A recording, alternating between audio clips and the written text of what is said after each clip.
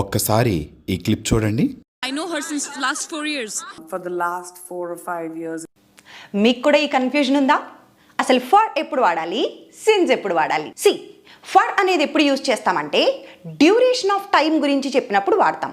అంటే స్టార్టింగ్ నుంచి ఇక్కడ వరకు మధ్యలో ఉన్న ఈ పీరియడ్ గురించి మాట్లాడతామే, that is duration of time.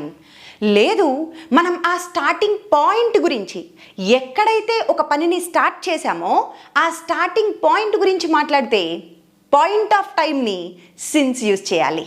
ఒక్కసారి కొన్ని ఎగ్జాంపుల్స్ చూద్దాం. For period of time, for 10 minutes, for 10 seconds, for 5 hours, for 5 months, for 5 weeks, for a long time. ఇలా ఫర్ అన్నప్పుడు పీరియడ్ ఆఫ్ టైం గురించి చెప్పాం. మరి పాయింట్ ఆఫ్ టైం చూద్దాం. చూడండి, since 1991, since January, since morning, since my childhood, since 9 o'clock. ఇలా ఏ point దగ్గర అయితే స్టార్ట్ చేసామో ఆ పాయింట్ ఆఫ్ టైం అయితే సిన్స్ యూజ్ చేయాలి. ఐ హోప్ ఇట్స్ క్లియర్ నా. Follow for more.